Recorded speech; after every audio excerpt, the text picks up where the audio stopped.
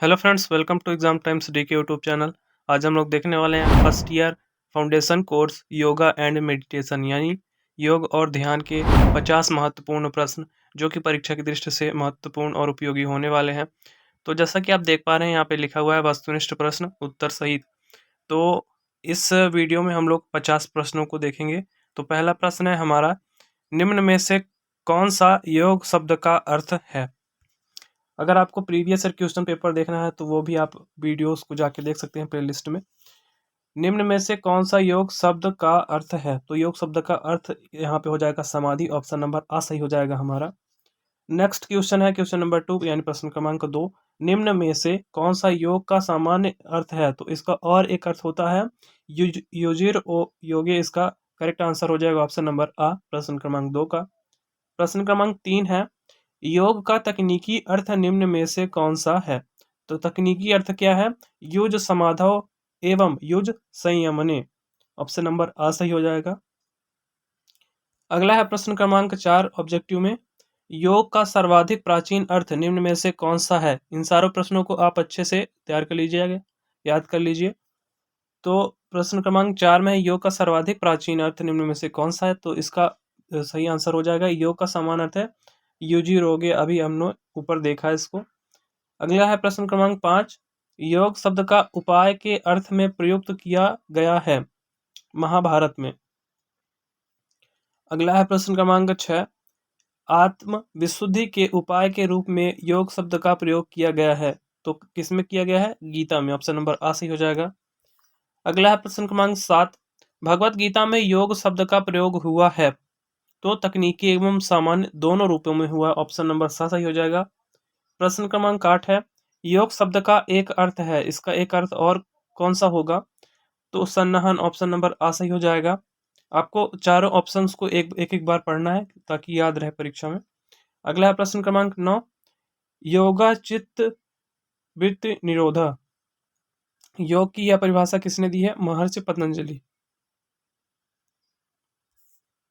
अगला है प्रश्न क्रमांक 10, बृहद योगी याज्ञवल्क्य स्मृति में निम्न में से किसे योग की उत्पत्तिकर्ता माना गया है। उत्पत्तिकर्ता कौन है, हिरण्यगर्भ। ऑप्शन नंबर आ सही हो जाएगा।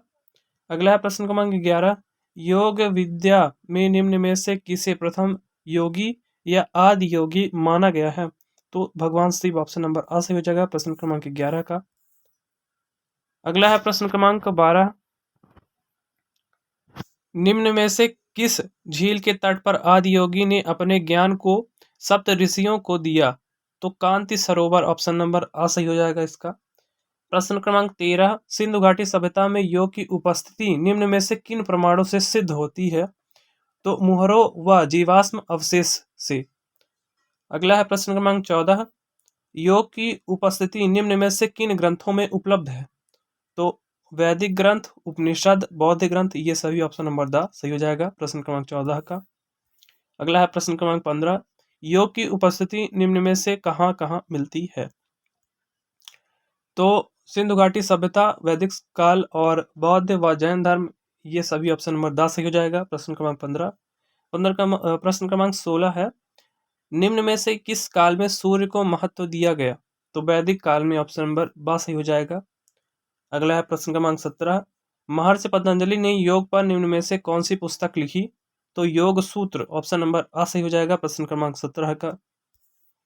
अगला है प्रश्न क्रमांक 18, ज्ञान योग, भक्ति योग, कर्मयोग की अवधारणा का विस्तृत रूप में निम्न में से किस ग्रंथ में वर्णन किया गया है, तो भगवत गीता। ऑप्शन नंबर 10 सही हो जाएगा प्रश्न क्रमांक 18 का।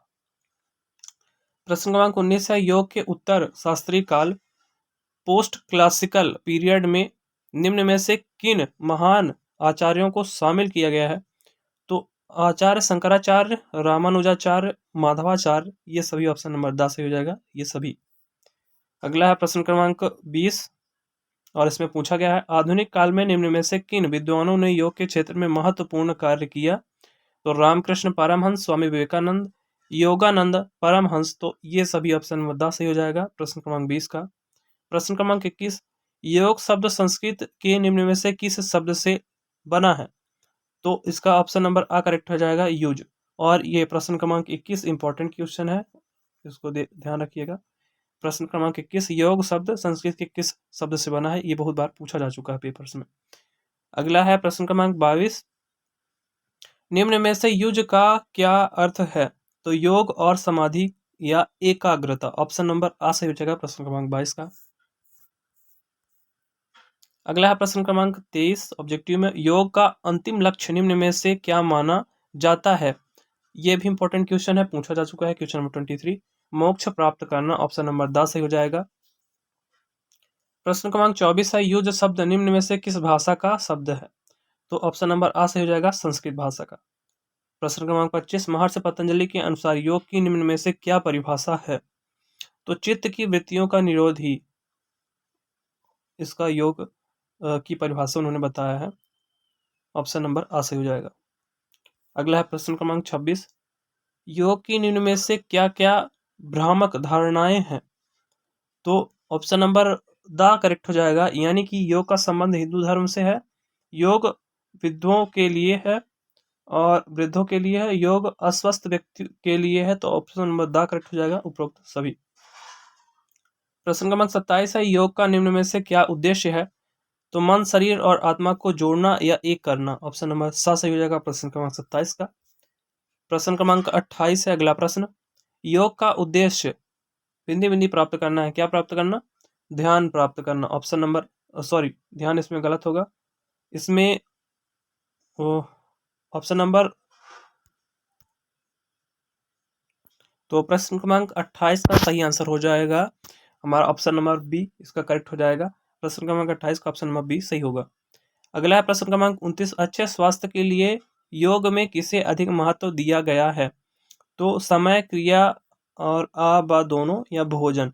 तो भोजन। ऑप्शन नंबर 10 सही हो जाएगा प्रश्न क्रमांक 29 का। अगला है प्रश्न क्रमांक 30, वेदों में योग शब्द के लिए किस शब्द का प्रयोग किया गया है? तो युज। ऑप्शन नंबर आ सही हो जाएगा। प्रश्न क्रमांक 30 है, सयुज्य मुक्ति को निम्न में से किस ग्रंथ में वास्तविक मुक्ति कहा गया है?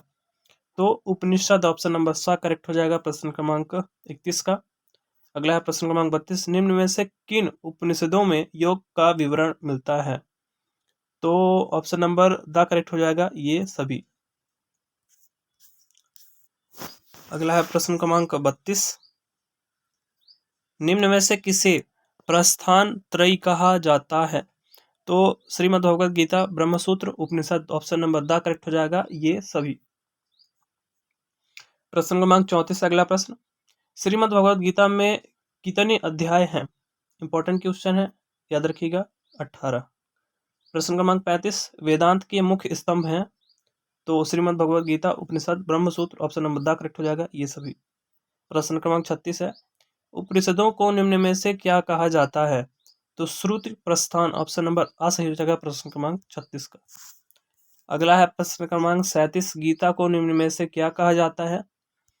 तो गीता को कहा जाता है स्मृति प्रस्थान।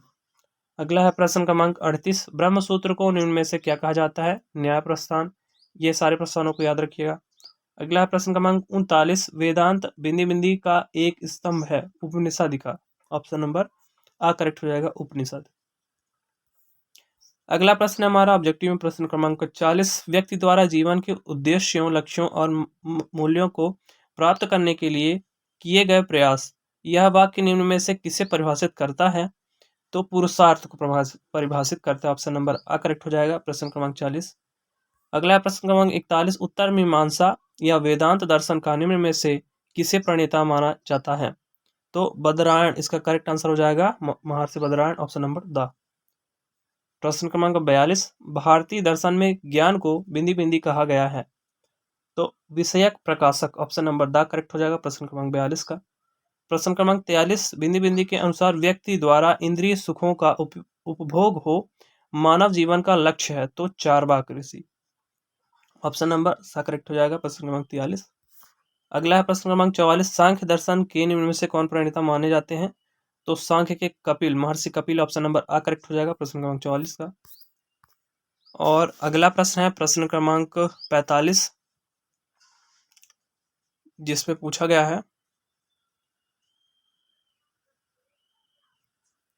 प्रश्न क्रमांक 45 है और इसमें पूछा गया है तत्व समास निम्न में से किस महर्षि का ग्रंथ है? तत्व समास तो महर्षि कपिल ऑप्शन नंबर बा करेक्ट हो जाएगा प्रश्न क्रमांक 45 का। अगला है प्रश्न क्रमांक 46, योग दर्शन के निम्न में से कौन प्रणेता माने जाते हैं? तो महर्षि पतंजलि, याद रखिएगा, इंपॉर्टेंट क्वेश्चन। प्रश्न क्रमांक 47, रामायण में योगी की मुख्य भूमिका में किसे दिखाया गया है?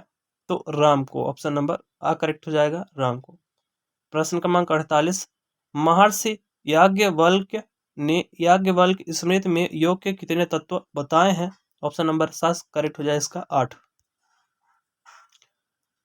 अगला है प्रश्न क्रमांक 49, याज्ञवल्क्य स्मृति में याज्ञवल्क्य ऋषि ने वह कौन सी अवधारणा शामिल की है जो महर्षि पतंजलि के योग सूत्र में वर्णित नहीं है? तो इसका ऑप्शन नंबर सा करेक्ट हो जाएगा, कुंडलिनी की अवधारणा। प्रश्न क्रमांक 50, अगला प्रश्न, महर्षि याज्ञवल्क्य ने अपनी पुस्तक याज्ञवल्क्य स्मृति में निम्न में से किस नियम को धारण करने की बात की है?